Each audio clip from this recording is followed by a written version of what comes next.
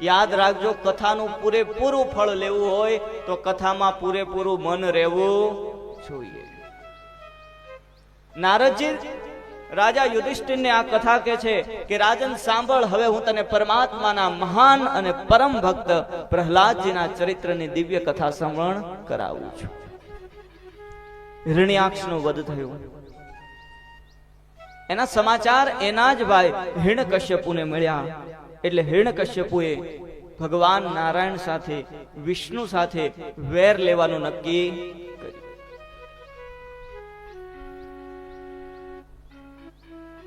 એટલે એ જ સમયે હિરણ્યકશ્યપુની માતા, શું નામ છે એનું? હિરણ્યકશ્યપુની માતાનું નામ દિતિ. જો યાદ રાખજો, દાનવોની માતાનું નામ દિતિ અને દેવોની માતાનું નામ અદિતિ. એટલે દિતિ સમજાવે છે, બેટા તારે વિષ્ણુ સાથે બદલો લેવો છે, નારાયણ સાથે બદલો લેવો છે, તો વિચાર કર. જો તમારે શત્રુ સાથે બદલો લેવો હોય, યુદ્ધ કરવું હોય, એની ઉપર ચડાઈ કરવી હોય, તો એ ચડાઈ કરતા પહેલા તમને તમારા શત્રુની, તમારા દુશ્મનની તાકાતની ખબર હોવી જોઈએ. સામેના પક્ષની તાકાત જોઈને પછી બીજો પક્ષ ચડાઈ કરે. દિતિ સમજાવે છે હિરણ્યકશ્યપુને, તું સીધો નારાયણ સાથે યુદ્ધ કરીશ, પેલા નારાયણ સાથે યુદ્ધ કરાય એટલી તાકાત ભેગી કર. અને એ જ સમયે હિરણ્યકશ્યપુ વિચાર કરે છે કે હું તપ કરીશ, અને તપ કરીને પછી હું એટલી શક્તિ ભેગી કરીશ. તો કોનું તપ કરું? આખું જગત તો નારાયણનું તપ કરે, એની આરે તો મારે બદલો લેવો છે. એનું તપ થાય નહીં. નક્કી કર્યું કે આપણે કોનું તપ કરશું? બ્રહ્માજી. એટલા માટે મંદરાંચળ પર્વત ઉપર હિરણ્યકશ્યપુ તપ કરવા માટે જવાનું નક્કી કરે છે. આ હિરણ્યકશ્યપુની પત્નીનું નામ છે કયાધુ. માતા દિતિને વંદન કર્યા, કયાધુને સમાચાર આપ્યા કે હવે હું જાઉં છું. ક્યાં? તપ કરવા. કેટલા વર્ષે પાછો આવું એ કઈ નક્કી નથી. એટલે તમે મારી રાહ જોતા નહીં. એમ કોણ? હિરણ્યકશ્યપુ એની પત્ની કયાધુને કહે છે, હું બ્રહ્માજીનું તપ કરવા જાઉં છું, હવે મારે વિષ્ણુ જેટલી શક્તિ ભેગી કરવી છે. આ બાજુ માતા દિતિને વંદન કરી અને હિરણ્યકશ્યપુ મંદરાંચળ પર્વત ઉપર તપ કરવા જાય છે. તપ કરવા બેસે, બધા દેવો ભેગા થયા. એક તો આ રાક્ષસ, આટલી શક્તિ ઓછી છે કે બીજી શક્તિ ભેગી કરે, આને તપ કરવા દેવાય. એટલે બધા જ દેવોએ ભેગા થઈ અને દેવ ગુરુ બૃહસ્પતિને પ્રાર્થના કરી કે ગમે એ કરો, આનું તપ તમે અટકાવો. એટલે મંદરાંચળ પર્વત ઉપર પદ્માસન વાળી, આંખ બંધ કરી, બે હાથ જોડી અને બ્રહ્માજીનું સ્મરણ કરતા કરતા હિરણ્યકશ્યપુ તપ કરે છે. ઓમ બ્રહ્મણે નમઃ, ઓમ બ્રહ્મણે નમઃ. અને મહારાજ એ જ સમયે દેવોના ગુરુ બૃહસ્પતિ એક પોપટના બચ્ચાનું રૂપ લઈ અને જ્યાં હિરણ્યકશ્યપુ તપ કરે એ ઝાડવા ઉપર ચડી ગયા. આ બાજુ આ બોલે ઓમ બ્રહ્મણે નમઃ, ઉપરથી પોપટનું બચ્ચું બોલે ઓમ નારાયણાય નમઃ, ઓમ નારાયણાય નમઃ. આ ઉભો થઈ ગયો કે આવા ઘનઘોર જંગલમાં મારા દુશ્મનનું નામ, અને આમ ઉપર જોયું તો પોપટનું બચ્ચું. એટલે ઉભો થઈને પોપટના બચ્ચાને ઉડાડ્યું. પોપટનું બચ્ચું ઉડે, પાછું ઈટ ડાળીએ બેસી જાય. આ બાજુ આ બોલે ઓમ બ્રહ્મણે નમઃ, સામેથી જવાબ આપે. કયો જવાબ? ઓમ નારાયણાય નમઃ. હિરણ્યકશ્યપુએ વિચાર કર્યો કે હું તો તપ કરવા આવ્યો હતો, પણ હવે આ તપ કરાય નહીં. શું કામ? અપશુકન થયું. વિચારો, આનું નામ રાક્ષસ. ભગવાનનું નામ સાંભળીને વિચારે છે કે હવે તપ કરાય નહીં. શું કામ? અપશુકન થયું. આપણે ઘણા સારા કામે જઈને અડધે પાછા આવે, આજ કરવું નથી. કેમ? અપશુકન. શુકન અને અપશુકન. પણ યાદ રાખજો, સત્કર્મ કરવા માટે ક્યાંય જોવાતું નથી. જે ઘડીએ તમે સત્કર્મ કરો એ જ તમારા જીવનની શ્રેષ્ઠ ઘડી બની જાય. તો માતાઓ, હિરણ્યકશ્યપુ પાછો આવ્યો. ક્યાં? રાજમહેલે. અને રાજમહેલે આવ્યો એટલે કયાધુ વિચાર કરે છે, સ્વામીનાથ, પ્રશ્ન કર્યો છે. આ બાજુ મંદરાંચલ પર્વત ઉપર હિરણ્યકશ્યપુ તપ કરે છે. નારાયણ શબ્દ એના કાનમાં ગયો, ક્રોધી બન્યો કે આવા ઘનઘોર જંગલમાં મારા શત્રુનું નામ. તપમાંથી ઉભો થઈ ગયો કે આજે આ તપની શરૂઆત કરવી નથી, અને રાજમાં પાછો આવ્યો.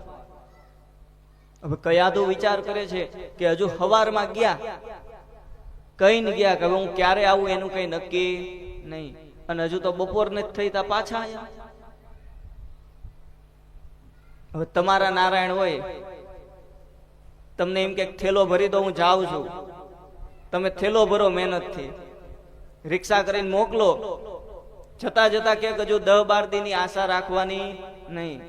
હજુ એને વળાવો ને કલાક થાય તા ઘરે પાછા. તમને પ્રશ્ન થાય ને? પણ આ કયાધુ અને ઓળખતા હતા કે આને પ્રશ્ન કેમ કરાય, સ્વભાવ જોઈને પ્રશ્ન કરાય. એટલે કયાધુએ પ્રશ્ન કર્યો. કેવી રીતે કર્યો? સીધું ન પૂછ્યું કેમ પાછા આયા, કારણ કે એક તો હાંફતા હાંફતા પાછા આવ્યા. ચહેરા ઉપર ક્રોધ દેખાતો.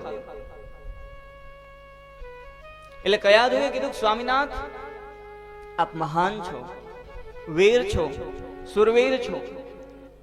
આખી પૃથ્વીના તમામ જીવો તમારા ક્રોધથી ભયભીત થાય છે. હે નારાયણ, કૃપા કરી જણાવો કે સવારે તમે ગયા હતા, બપોર પહેલા પાછા કેમ આયા? કેટલું બધું વખાણ કર્યા પેલા, વીર છો, સુરવીર છો.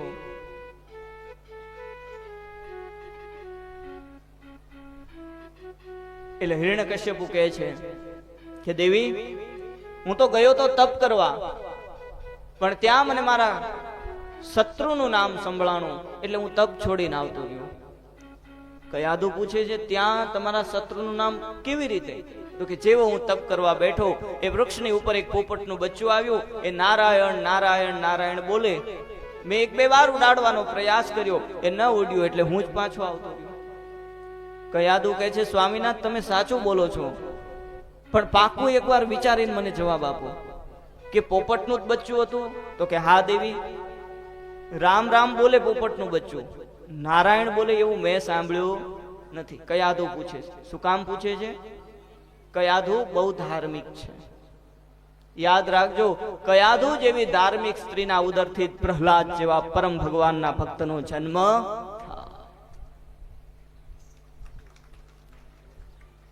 જનની જણતો ભગત જણજે, કા દાતા ને કા સૂર, નહીં તો રહેજે માં વાંઝણી, તારું મત ગુમાવીશ.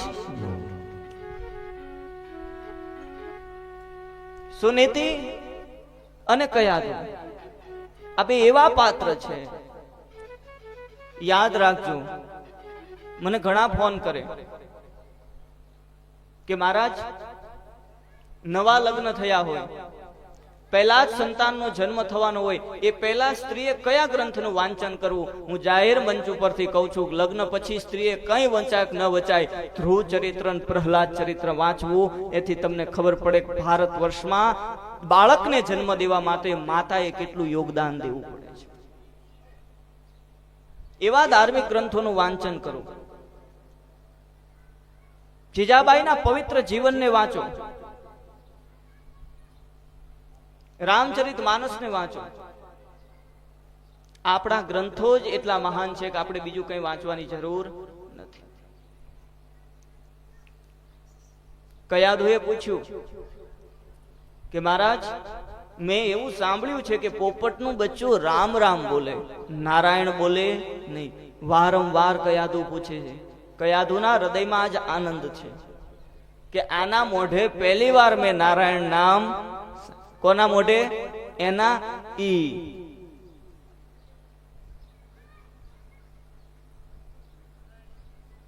આ બેનો બહુ હોશિયારો. કેમ વાત કઢાવીને એવું તમને આવડે ને એવું આ જગતમાં કોઈ ન આવે. કયા સમયે તમારે શું પૂછવું? કોને? નારાયણ. ઈ ભારત તમે ક્યાંય ભણવા નથી ગયા પણ તોય આવડે છે. તમને ક્યાંય પાઠશાળા છે ભારતમાં બેનોને શીખવાડવામાં આવે?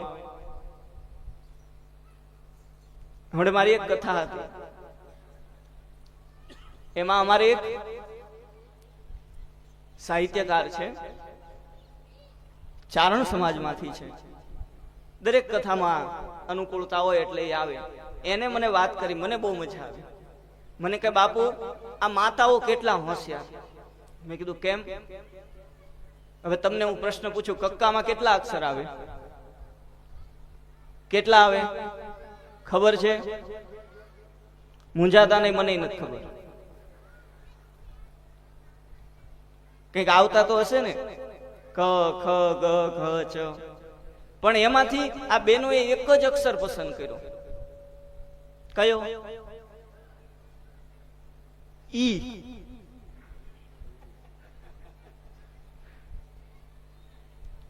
અમારે એમને શાક લોકો વસ્તુ લેવા મોકલી, પણ ઈને કઈ ખબર પડે?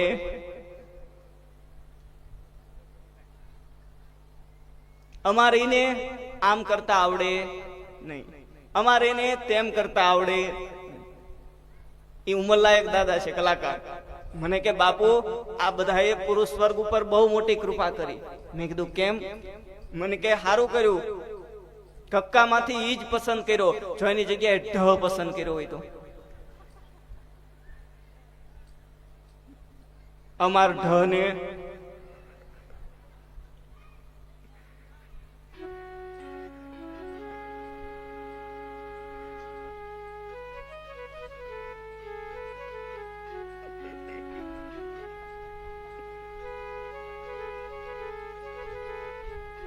માતાઓ, પરમાત્માએ તમને વગર પાઠશાળાએ વગર નિશાળે બહુ મોટું જ્ઞાન આપ્યું છે. કયાધુનું ચરિત્ર બતાવે છે, કેવી રીતે એને હિરણ્યકશ્યપુને વાળ્યો. યાદ રાખજો, પુરુષ ગમે એ માર્ગે જાય, ગમે એવી આડી લાઈને ચડે, ગમે એવું ન કરવાનું કર્મ કરે, એને કોઈ સંત વાળી શકે કે ન વાળી શકે, પણ ધારે ને તો ભારત વર્ષની સ્ત્રી એને ભગવાનનો ભેટો કરાવી શકે. આ તાકાત તમારી અંદર છે. જ્યારે કોઈ અબોધને, કોઈ અજ્ઞાનીને, કોઈ વ્યસનીને સમજાવતા સમજાવતા સંત થાકી જાય ને, ત્યારે કીધું છે કે એક સ્ત્રીની અંદર ઈ તાકાત બાકી રહે છે કે એને નરમાંથી નારાયણ બનાવી દે. આ તમારું મહત્વ છે. કયાદુ વારંવાર કહે છે કે મેં સાંભળ્યું છે કે પોપટનું બચ્ચું રામ રામ બોલે. એને ખબર છે. શું કામ પૂછે છે વારંવાર? કે આના મોઢે બીજી વાર ભગવાનનું નામ આવશે નહીં. અને લીધું છે, લખ્યું છે કે એક વાર જાણે અજાણે ભાવે કુભાવે પણ જીવાત્માની જીભથી પરમાત્માનું નામ નીકળે તો એનું કોઈ ને કોઈ જન્મે કલ્યાણ થાય અને અવશ્ય થાય. કયા તો વારંવાર પૂછે છે કે સ્વામીનાથ એક વાર હજુ વિચારીને કહો. એ પોપટનું બચ્ચું જ હતું, નારાયણ જ બોલ્યું અને હિરણ્યકશ્યપુનો ક્રોધ વધે. હા દેવી, મેં સાંભળ્યું પોપટનું બચ્ચું જ હતું, નારાયણ જ બોલતું હતું. આમ નામ વારંવાર પૂછી અને 21 વાર ઓલા પાપીના મોઢે નારાયણ બોલાવડાય. હવે એક વાર અજામિલ નારાયણ બોલ્યો અને વિષ્ણુના દૂત લેવા આવતા હોય તો આના મોઢે તો 21 વાર ભારત વર્ષની સ્ત્રીએ આ રાક્ષસના મોઢામાં રામનું નામ લેવડાવ્યું.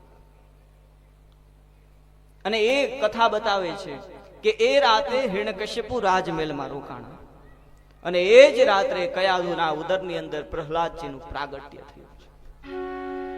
બીજા દિવસની વહેલી સવાર હિરણ્યકશ્યપુ ફરીવાર તપ કરવા જાય છે.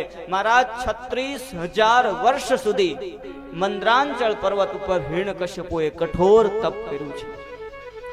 બ્રહ્માજીની સાધના કરી, બ્રહ્માજીનું આરાધન કર્યું. બ્રહ્માજી પ્રગટ થયા છે. શરીર હાડકાનો માળો બની ગયું કમંડળમાંથી જળ છાંટી હિરણ્યકશ્યપુને ઉભો કર્યો છે. બોલ, શું વરદાન જોઈ છે? રાક્ષસોને વરદાન માંગવાનું કે ને એટલે પેલું વરદાન ઈ જ માગે, મને અજર અમર બનાવી દે. અજર ને અમર બનાવવાનું એમને ક્યાંથી ખબર કયો રસ મળ્યો છે? બ્રહ્માજીને કે મને અજર અને અમર બનાવી દો. બ્રહ્માજી કે અજર અમર હુંય નથી, બીજું માંગી લે જે જોઈએ. અને પછી કથા બતાવે છે હિરણ્યકશ્યપુએ લિસ્ટ કર્યું. કયું કયું બોલો તો? દિવસે ન મરવું, તમને આવડે છે ને? દિવસે ન મરવું, જળથી ન મરવું, અસ્ત્રથી ન મરવું, ઉપર ન મરવું, અંદર ન મરવું, માનવથી ન મરવું. પાછલું બોલો છો ને તમે, મને સંભળાતું નતું. તમને પાડોશીને સંભળાય છે? એક ગામમાં કથા હતી. નો જય બોલે, નો કઈ જવાબ આપે.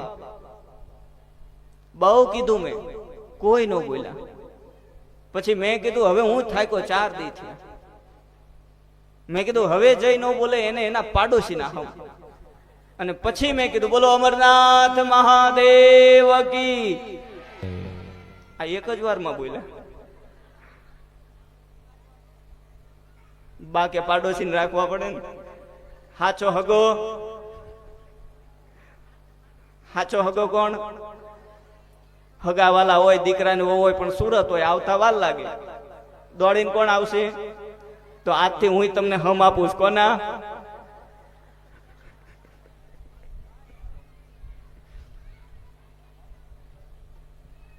બોલો ભાગવત ભગવાન કી.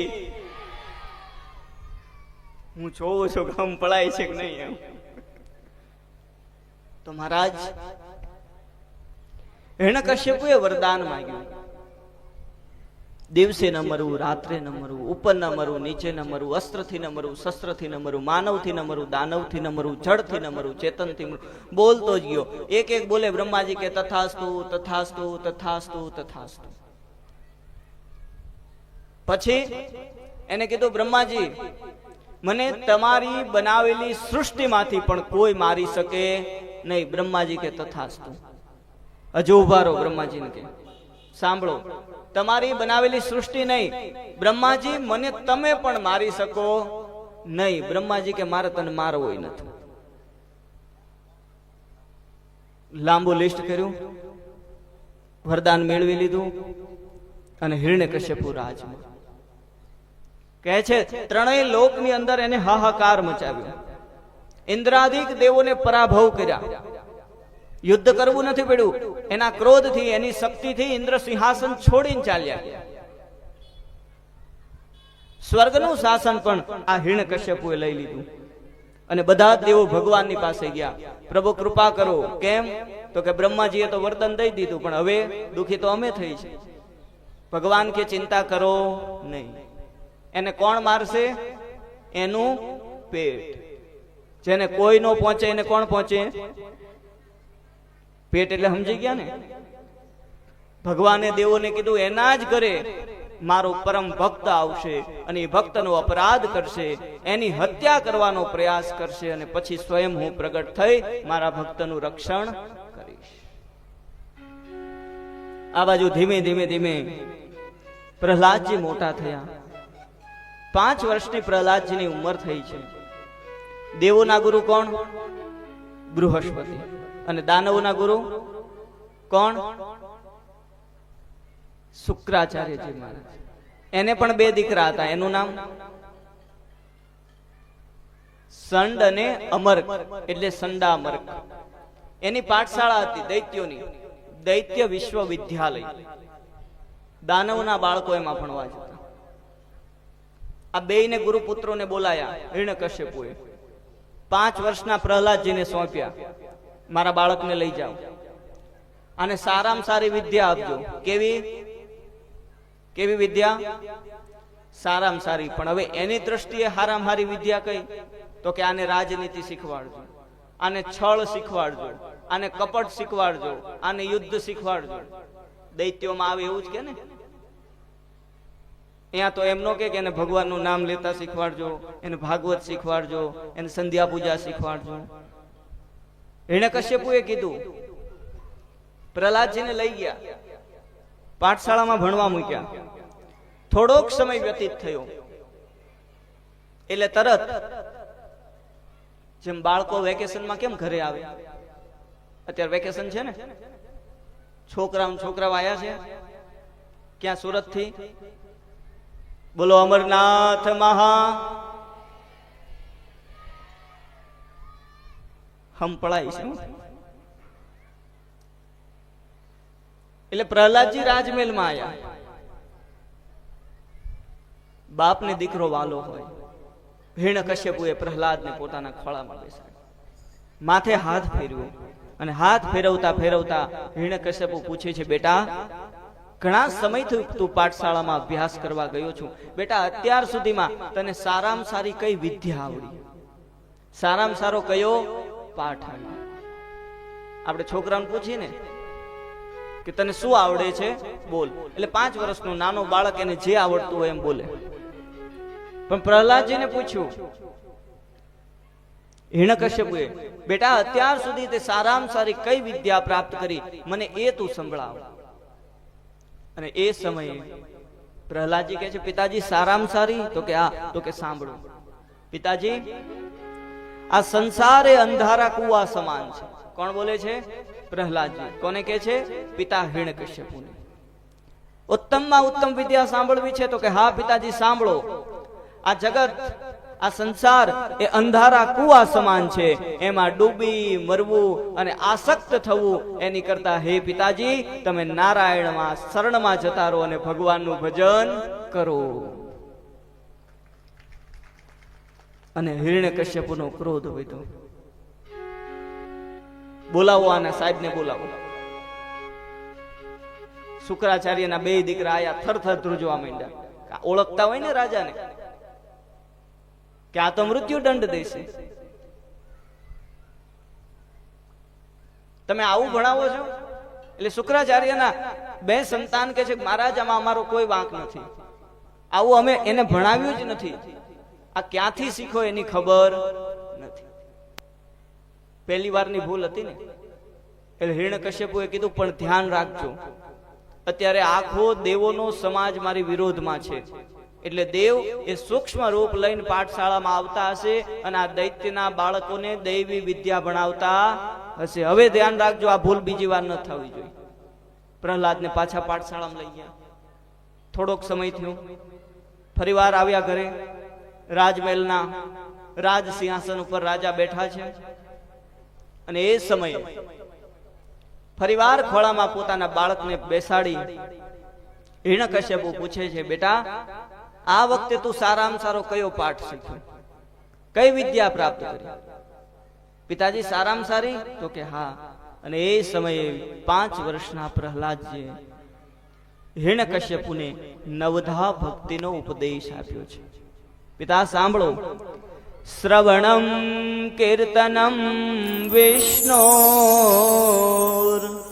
સ્મરણમ પાદ સેવનમ અર્ચનમ વંદનમ દાસ્ય સખ્યમ આત્મનિવેદનમ. પરમાત્મા મારા હરિની, મારા નારાયણની હે પિતાજી 9 પ્રકારે ભક્તિ થાય છે. શ્રવણમ કીર્તનમ વિષ્ણુર સ્મરણમ પાદ સેવનમ. પિતાજી આ સંસારની માયાને છોડી, રાજને છોડી, આસક્તિને છોડી નારાયણનું શરણ લઈ અને 9 પ્રકારની ભક્તિ કરવાની શરૂઆત તમે કરી દો. અને આટલું સાંભળ્યું એટલે ખોળામાં બેઠેલા પ્રહલાદજીનો હિરણ્યકશ્યપુએ કહા કર્યો. પણ કથા બતાવે છે કે જેનું રક્ષણ ભગવાન કરતા હોય એનો વાળ વાંકો કોઈ કરી શકે નહીં. કથા બતાવે છે કે હિરણ્યકશ્યપુએ પ્રહલાદનો ઘા કર્યો ને એટલે પૃથ્વી પણ ત્યારે કોમળ બની અને પ્રહલાદજીનો સ્વીકાર કરે છે. હિરણ્યકશ્યપુએ આદેશ કર્યો, આને અંધારી કોટડીમાં પૂરી દો, આને અન્ન અને જળ દેવાનું બંધ કરી દો, જ્યાં સૂર્યનું કિરણ પણ ન જતું હોય એવી જગ્યાએ આને પૂરી દો. અન્ન જળ મળવાનું બંધ થઈ જશે એટલે બુદ્ધિ ઠેકાણે આવી જશે. શબ્દ વાપરો છે કોને? હિરણ્યકશ્યપુએ. મૂળ ભાગવતમાં લખેલું છે કે અમારા દૈત્યોના ગુલાબના બગીચામાં આવું ફૂલ ક્યાંથી પ્રગટ થયું? હવે એને તો એનો બગીચો ગુલાબનો જ લાગે ને. અને એ સમયે પ્રહલાદજીને અંધારી કોટડીમાં પૂર્યા. અન્ન જળનું આપવાનું બંધ કરી દીધું. આ બાજુ એક કથા તો એવું બતાવે છે, લક્ષ્મીજીએ ભગવાન નારાયણને ભોગ ધરાવે છે અને એ સમયે ભગવાન કહે છે કે દેવી, પૃથ્વીલોક ઉપર મારો એક ભક્ત ભૂખ અને તરસથી વ્યાકુળ બની અને મારું ભજન કરે છે, પહેલા તમે એને જમાડો. એટલે વિષ્ણુના દૂતો એ અંધારી કોઠડીની અંદર પ્રહલાદજીને 56 ભોગનો થાળ આપે છે. પ્રહલાદજી જમે છે, જ્યાં સૂર્યનું કિરણ ન જાય ત્યાં ભગવાનના દૂતો પ્રહલાદજીને 56 ભોગ જમાડે છે. હવે અહીં રસોડામાં સરસ મજાનો વઘાર થતો હોય તો અહીં સુગંધ આવે? આવે કે ન આવે? આવે. પાકો. જો આવી ભાગવતજીની કથાનો પ્રસાદ બને અને અહીંયા સુગંધ આવે તો વિચારો, વૈકુંઠથી પ્રસાદ આવ્યો એની સુગંધ કેવી હોય? મીઠી હોય ને. 12 દૈત્યો ઉભા હતા જેલની બહાર, એને રસોઈની સુગંધ ગઈ. એને વિચાર કર્યો કે આજુબાજુ ક્યાંય દૂર દૂર રસોડું નથી અને આવા સરસ ભોજનની સુગંધ ક્યાંથી આવે છે? એટલે એ જ સમયે પ્રહલાદની પાસે ગયા તો જોયું તો પ્રહલાદ તો જમવા બેઠા હતા. ફરીવાર એ બંને દૈત્યો રાજમહેલમાં જઈને રાજાને કહે છે. ફરીવાર શુક્રાચાર્યજીના બંને પુત્રો આવે છે અને કહે છે કે મહારાજ, અમારા પિતાજી ન આવે ત્યાં સુધી અમે આને પાઠશાળામાં લઈ જઈએ. પિતાજી આવે પછી જ આ બાળકનું શું કરવું એની ખબર પડશે. પ્રહલાદજીને પાછા દૈત્ય બાળકો ભેગું લઈ ગયા દૈત્યોની પાઠશાળામાં. એક દિવસ શુક્રાચાર્ય મહારાજ હતા નહીં પાઠશાળામાં અને એના ગુરુપુત્રો 2, આ સંડ અને અમર્ક, એ પણ નહીં. અને એ સમયે પ્રહલાદજીએ બધા દૈત્ય બાળકોને ભેગા કર્યા અને ભેગા કરીને શું પૂછ્યું ખબર છે? કે તમારે બધાએ બાળકોએ રમત રમવી છે? તમારે રમવી છે? આવું પૂછ્યું. કોને? પ્રહલાદજી. એટલે બધા દૈત્ય બાળકોએ હા પાડી, હા અમારે રમત રમવી છે. તો કે બધા અવતારો. બધાને ભેગા કર્યા, વચ્ચે પ્રહલાદજી. અને એ સમયે પ્રહલાદજીએ દિવ્ય ઉપદેશ આપ્યો.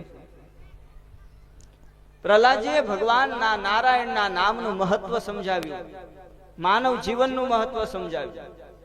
અને એ સમયે દૈત્ય બાળકોએ પૂછ્યું કે પ્રહલાદ, તું બહુ નાની ઉંમરથી અમારી જોડે રહેશ, તું જે વાત અમને કરેશ, માનવ જીવનનું મહત્વ સમજાવેશ, ભગવાનના નામનું મહત્વ સમજાવેશ, આવું ગુરુજીએ તો ક્યારેય ભણાવ્યું જ નથી, તો તને ક્યાંથી આવડે છે? ત્યારે પ્રહલાદજી કહે છે, મને આ બધું દેવર્ષિ નારદે સંભળાવ્યું છે. ફરીવાર દૈત્ય બાળકો કહે છે, આ પાઠશાળામાં તો કોઈ દી નારદજી આવ્યા જ નથી, તો તને એકને ક્યારે ભણાવ્યું? અને ત્યારે પ્રહલાદજી કહે છે, મને પાઠશાળામાં નહીં, હું જ્યારે મારી માના ગર્ભમાં હતો ત્યારે દેવર્ષિ નારદે મારી માને જે ઉપદેશ આપ્યો એ ઉપદેશ મેં મારી માના ગર્ભમાં શ્રવણ કર્યો છે. આ આપણી તાકાત છે. ભારત વર્ષની સનાતન ધર્મની આ ઋષિ પરંપરાની આ તાકાત છે. આપણા દેશની અંદર એવા અઢળક દ્રષ્ટાંતો છે જેને માના ઉદરની અંદર એવા દિવ્ય ઉપદેશ શ્રવણ કર્યા છે કે શ્રવણ કરી અને પછી પણ એને યાદ છે. પણ આ નારદજી એવી કૃપા કરી કે પ્રહલાદને એકને જ યાદ રહ્યું, કયાદું ભૂલી ગયા છે. પ્રહલાદજી દૈત્ય બાળકોને કહે છે કે હું જ્યારે મારી માના ઉદરમાં હતો ત્યારે દેવર્ષિ નારદજી આ ઉપદેશ આપ્યો. બધા જ બાળકોને દિવ્ય ઉપદેશ આપ્યો અને કીધું હવે રમત રમવી છે? તો કે હા. પણ રમતથી શું થશે, મજા આવશે? એમ પૂછે દૈત્ય બાળકો. તો કે એ જે આનંદની પ્રાપ્તિ થશે એ આનંદ આ જગતમાં બીજે ક્યાંય નથી. તો કે કઈ રમત રમવાની? બધા બાળકોને ભેગા કર્યા પ્રહલાદજીએ વચ્ચે સ્વયં પોતે ઉભા રહ્યા અને પ્રહલાદજી બધા જ બાળકોને કહે છે કે તમે બધા તમારા બે હાથ ઊંચા કરો. બધા બાળકોએ પોતાના બે હાથ ઊંચા કર્યા. પ્રહલાદજી પણ વચ્ચે ઉભા રહ્યા અને બધા બાળકોને કહે છે આંખ બંધ કરી હું જે ગૌરાવું એ તમારે ગાવાનું છે. ખાલી ગાવાનું નથી, એની સાથે સાથે નૃત્ય કરવાનું, કીર્તન કરવાનું. અને દૈત્યોની પાઠશાળા, ગુરુજી નથી, ગુરુ પુત્રો પણ નથી, ઢળવું તું ને ઢાળ. અને એ સમયે દૈત્યોની પાઠશાળામાં પ્રહલાદજી બધા જ દૈત્ય બાળકોને ભેગા કરીને ગૌરાવે છે. શું? શ્રીમન નારાયણ નારાયણ નારાયણ, શ્રીમન નારાયણ નારાયણ નારાયણ, શ્રીમન નારાયણ નારાયણ નારાયણ, શ્રીમન નારાયણ નારાયણ નારાયણ. આ બાજુ બધા દૈત્ય બાળકો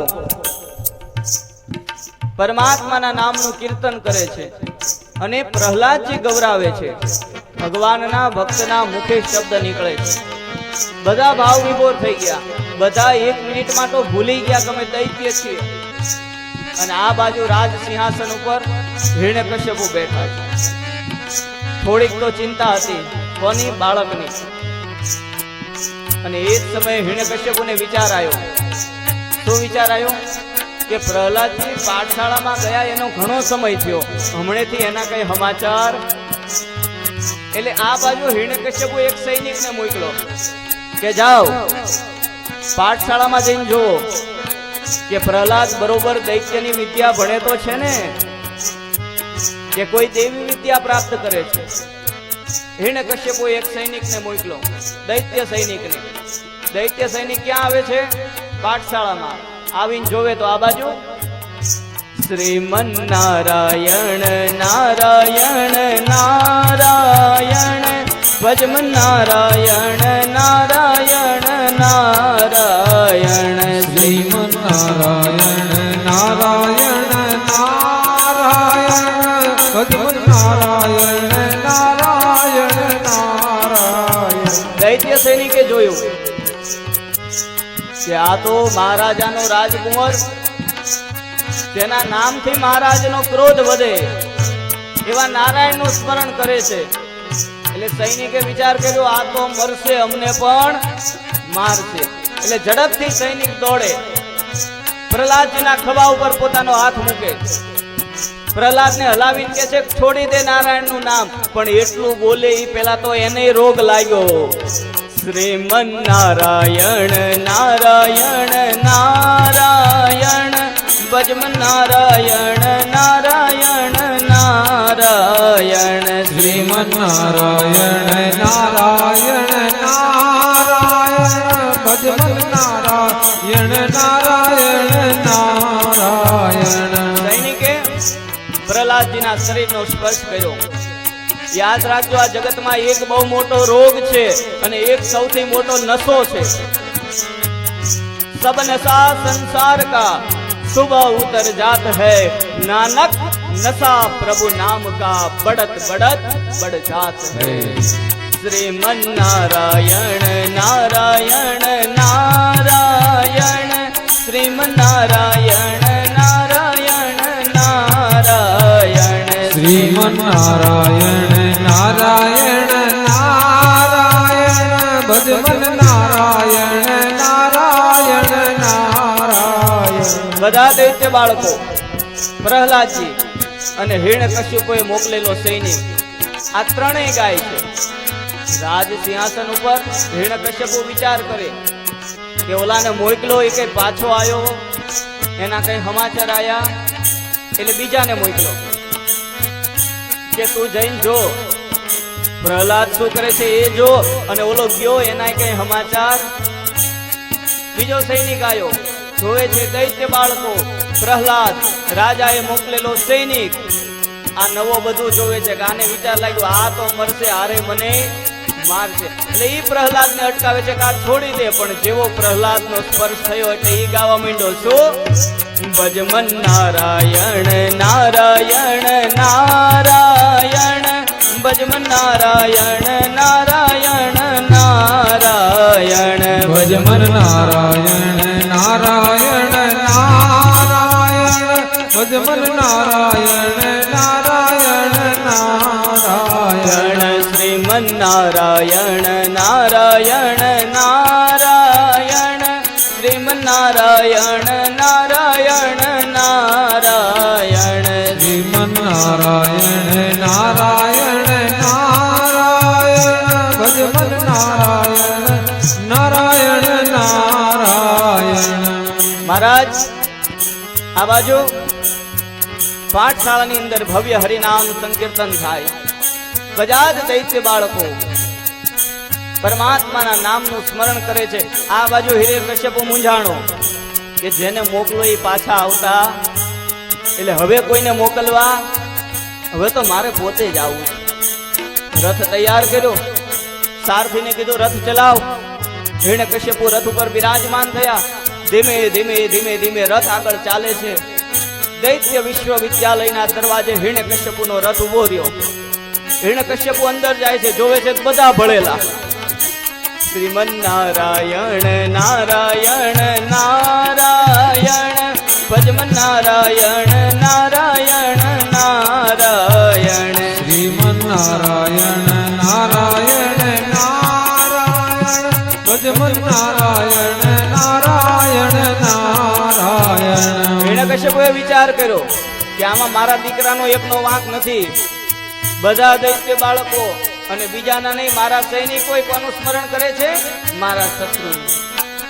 ભયંકર ક્રોધ આવ્યો હિરણ્યકશ્યપુને, અને એ ક્રોધ લઈને હિરણ્યકશ્યપુ પ્રહલાદનો સ્પર્શ કરે છે. તો હવે શું થશે? એને રોગ લાગ્યો, લાગવો જોઈએ કે નહીં? એ શું ગાવો જોઈએ? શ્રીમન નારાયણ નારાયણ નારાયણ. પણ મહારાજ એને ન ગાયું. એને કઈ અસર થઈ? બધાઈને થઈ, એને થઈ. શું કામ ન થઈ? મારા ગુરુજી એમ કહેતા કે હિરણ્યકશ્યપુ હતો ને, એ ઉડી જેલા ગોળા જેવો હતો. આ એક લાઈટ નો પ્રકાશ ફેંકે ને ગોળો, બલ્બ, તમે શું કહો અહીંયા? એ જ કોને? હવે ઉડી ગયો હોય, આખી લાઈનમાં પાવર હોય, એમાં પ્રકાશ થાય? થાય કે ન થાય? નો થાય. એમ બધાયને રંગ ચડ્યો, હિરણ્યકશ્યપુને ચડ્યો ભયંકર ક્રોધ આવ્યો. શું કામ નો રંગ ચડ્યો? કારણ કે જેને પરમાત્માની અતિ નિંદા કરી છે, જેને ભગવાનના ભક્તની અતિ નિંદા કરી છે, એને ભક્તિનો રંગ સરળતાથી ચડતો નથી. હિરણ્યકશ્યપુ પ્રહલાદને લઈને ઘરે આવે છે. રાજ સિંહાસન ઉપર બેઠો છે, ખૂબ મૂંઝાણો કે આ બાળકનું શું કરવું. લખ્યું છે કે પ્રહલાદને મારવા માટે બહુ પ્રયત્ન કર્યો. મોટા મોટા ડુંગર ઉપરથી નીચે ફેંક્યો. એની ઉપર તાંત્રિક પ્રયોગ કરવામાં આવ્યા. એને વિષપાન કરાવવામાં આવ્યું. પણ જેને રામ રાખે એને કોણ ચાલે? આ બધામાંથી બચી ગયા. અને હવે રાજા મૂંઝાણા. હિરણ્યકશ્યપુ આનું શું કરવું? એટલે રાજ સિંહાસન ઉપર હિરણ્યકશ્યપુ લમણે હાથ દઈને બેઠો હતો. અને એ સમયે કોણ આવ્યું? એની બેન. એનું નામ શું?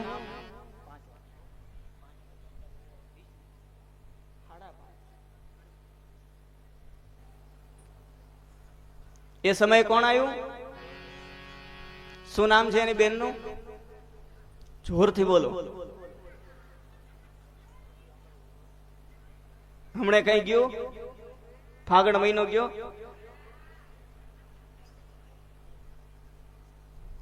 ઈ આયા કોણ? ફાગણ મહિનામાં હતા ને. આવીને શું પૂછ્યું ખબર છે? ભાઈ તું આટલો બધો દુખી? નક્કી મારી ભાભી તને હેરાન કરતી. નણંદબા આયા ને. હિરણ્યકશ્યપુએ કીધું તારી ભાભીનો વાંક નથી, પણ તારો ભત્રીજો માથાનો દુખાવો બન્યો છે. આ દૈત્ય કુળની અંદર આવું કલંક લગાડે એવું કામ કરે છે. એને મારવાના બહુ પ્રયાસ કર્યા પણ મરતો નથી. હોલિકા કે ચિંતા ન કરો, મને એક વરદાન છે. કયું વરદાન?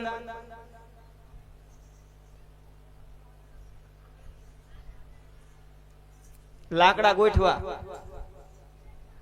માથે ચૂંદડી, ખોળામાં પ્રહલાદને, અને પછી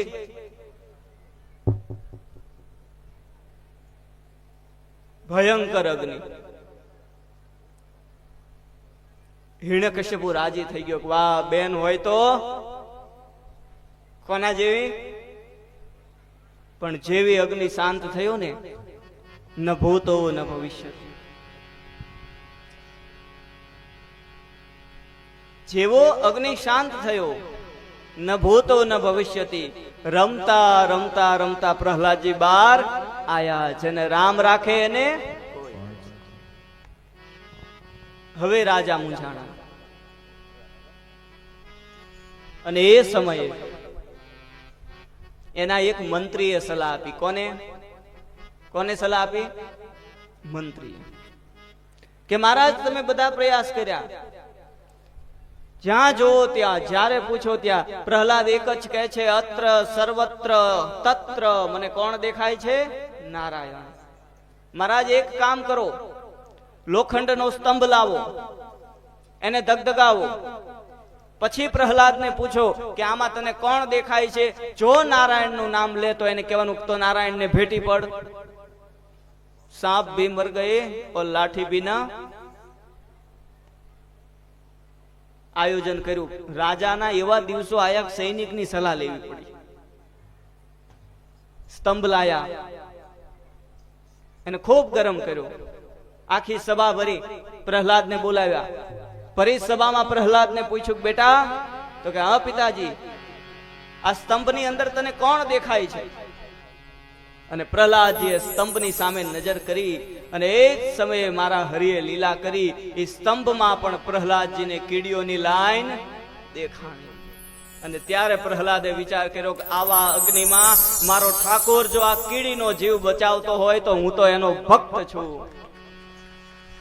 એ જ સમયે બેઝિજક, મૂંઝાયા વગર, ચિંતા વગર પ્રહલાદે કીધું, પિતાજી, આ સ્તંભમાં કોઈ નહીં, મને મારો બાપ નારાયણ દેખાય છે. એ જ સમયે ક્રોધ આવ્યો. કહેવાનું હતું ભેટી પડ, પણ ક્રોધ આવ્યો. હિરણ્યકશ્યપુએ ગદા કાઢી, સ્તંભ ઉપર પ્રહાર કર્યો અને સ્તંભ ફાડી અને સ્વયં ભગવાન નૃસિંહ પ્રગટ થયા. બોલીએ નરસિંહ નારાયણ ભગવાન કે. ભયંકર યુદ્ધ થયું. હિરણ્યકશ્યપુને પરાજિત કર્યા. કથા બતાવે છે કે મહારાજ, હિરણ્યકશ્યપુના આંતરડાની માળા કરી અને ભગવાને પોતાના ગળામાં પહેરી છે. હિરણ્યકશ્યપુને એક એક પ્રતિજ્ઞા યાદ કરાવી. કેવી? એક એક. પોતાના ખોળામાં રાખીને માર્યો. ઉમરાની વચ્ચે ભગવાન બેઠા. સંધ્યા સમયે એને માર્યો. અને કેનાથી માર્યો? ન અસ્ત્ર ન શસ્ત્ર.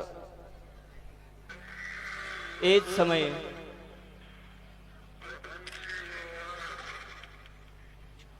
પરમાત્માએ હિરણ્યકશ્યપુને એક એક પ્રતિજ્ઞા યાદ કરાવી. હું તને જળથી નથી મારતો, ચેતનથી નથી મારતો. હું તને દિવસે નથી મારતો, રાત્રે નથી મારતો. હું તને અસ્ત્રથી નથી મારતો, શસ્ત્રથી નથી મારતો. ભગવાને પોતાના નખથી માર્યા છે. હું તને જળથી નથી મારતો અને ચેતનથી નથી મારતો. હવે નખ જળ છે કે ચેતન? જળ છે કે ચેતન? જો જડ હોય તો નખ વધવા ન જોઈએ, અને વધે છે તો ચેતન કહેવાય. તો ભગવાને કીધું જડથી નથી મારતો ને ચેતનથી. હવે જડ છે કે ચેતન એ તમે કાલ વિચારીને લાવજો. આજનું હોમવર્ક. ઓલો શિક્ષકનો સ્વભાવ હોય ને, છોકરાઓને લેસન દેવાનું. તમે કાલે વિચારીને આવજો. આ બાજુ ભગવાને હિરણ્યકશ્યપુનું કલ્યાણ કર્યું, પણ ભગવાનનો ક્રોધ અતિ છે. દેવો પુષ્પવૃષ્ટિ કરે છે, પરમાત્માની પ્રાર્થના કરે છે, પણ ભગવાનનો ક્રોધ શાંત થતો નથી. અને એ સમયે નારદજી વિચાર કરે છે. દેવોને કહે છે ભગવાનને મનાવો. દેવ કે અત્યારે એની પાસે જવાય? અત્યારે ભગવાનની પાસે જવાય? બહુ ક્રોધમાં છે ભગવાન. બધાઈને મોકલવાનો પ્રયાસ કરે છે. પછી નારદજીને વિચાર આવ્યો, લક્ષ્મીજીને લાયા. કોને? કે તમે નારાયણને સમજાવો. લક્ષ્મીજીએ મોઢું જોયું કે આ આપણા નારાયણ નથી. ભગવાન અડધા નર અને અડધા. લક્ષ્મીજી હાથ જોડ્યો, મારા જ નારાયણ હોય તો અત્યારે પાસે જવાય? ક્રોધમાં હતા. અને પછી ભગવાને પ્રહલાદની ઉપર કૃપા કરી. નારદજીએ પ્રહલાદને ભગવાનની પાસે મોકલ્યા અને એ સમયે ભગવાનનો ક્રોધ શાંત થયો છે. અને ત્યારે પ્રહલાદને વરદાન માંગવાનું કહે છે. અને પ્રહલાદ કહે છે, ભગવાન મારે તમારી પાસે કાંઈ જ નથી જોતું, કારણ કે જે જન્મ જન્માંતરથી ન મળે એ માત્ર તમારા દર્શનથી મળે છે. મને તમારા સાક્ષાત દર્શન થયા છે. પણ ભગવાન એક કૃપા કરો, મારા પિતા હિરણ્યકશ્યપુ ગમે એવા હતા, રાક્ષસ હતા, અપરાધ કર્યો હતો, પણ તમે એની અવગતિ થવા દેતા. મારા પિતાનું કલ્યાણ કરજો. કોણ બોલ્યું છે? પ્રહલાદજી. અને એ સમયે ભગવાન જવાબ આપે છે, પ્રહલાદની માથે હાથ ફેરવતા ફેરવતા, બેટા, જે કોળની અંદર તારી જેવા પરમ ભક્તનો જન્મ થાય એના પિતા નહીં, એની 71 પેઢી મારા ધામમાં આવે છે.